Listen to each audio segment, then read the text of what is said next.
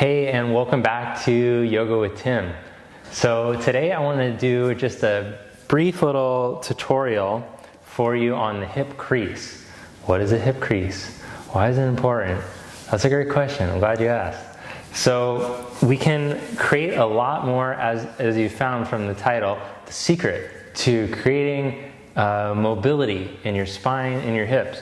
So how can we do that? So the hip crease action that I want to show you, first off, you need to have, well, if you want to do the one in the photo, you need a very long strap.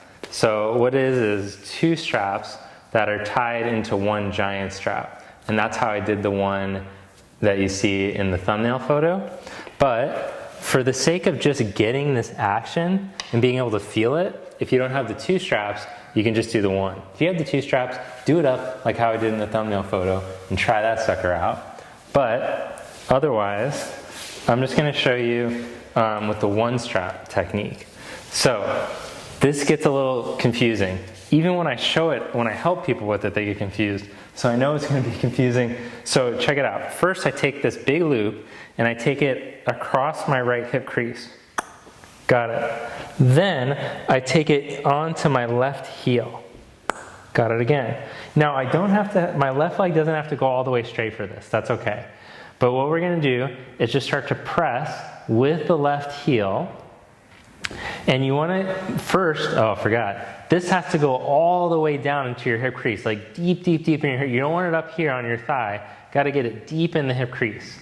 Okay, a little deeper. Then start to gently traction with your left heel, your hip crease away from you as you bring the back of the right knee towards you. So I just want you to feel that feeling of what it's like for your hip crease to release out of your back. And if you really get this well, you'll start to almost feel a feeling of traction for your lumbar spine, the sacral lumbar spine. Oh, this feels really nice, actually. Start doing this more often. Okay, let's change sides to get the feeling on the other side. So now the loop goes over the left hip to the right heel. Oh, geez, I already screwed it up. Okay, there we go. Take it all the way deep into the hip crease. Watch out for other anatomy. Then push through the right heel as you hold the back of the left knee. And gently start to traction. But feel at the same time both hips releasing out of your back. Oh, but and feel the inner groin release with the strap, the outer hip. Oh, this side is fighting. This is an interesting situation I got going on.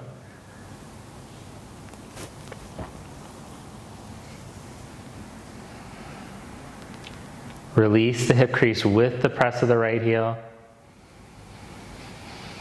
And you can almost feel that you can take a deeper breath when you do this. I'll show you why that happens in just a moment. Let the shoulders relax, make sure that you're not doing neck asana, and then release that. Oh. Okay, so check it out. When your hips are like all bunched up like this and they're all tucked under, can you see how then my chest starts to sink, my upper back rounds, and then it can't take a full breath. But when you can get this release and the pelvis to go into its neutral position, then the chest starts to open. Now let's look at what that looks like. Let's practice together now in a lunge. So bring your right foot, and I'm not going to have you do this, but I'll just show you what it looks like. You can practice if you have extra time in the two straps, but you can, in the lunge, you can even take it across your hip crease, like so. I think I posted one like this on the Instagram. Okay, but check it. So you want to feel that the hip crease releases back through the reach of your right heel. What does it look like often? What I normally see is like hip creases kind of do this number, and then backs kind of do this, heads do this. This is the lunge with no prana. Then, if I can push through the heel, and even I don't have to have the strap on, just if I make the mental connection of releasing my hip crease back, both hips back, then I can start to elongate Oh, and prana can come into the body. The chest starts to open, the spine elongates versus the hips that sneak forward. Then the spine shrinks and the chest will start to close. All right, let's see if I can create the feeling without the strap on the other side. Hip crease, start to release it back.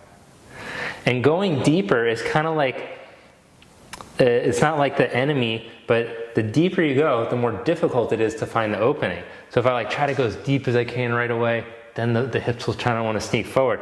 So to get the action on this side without the strap, I lifted myself out of it a little. And then I can see if I can start to let the knee come over the ankle, and can I get that same feeling?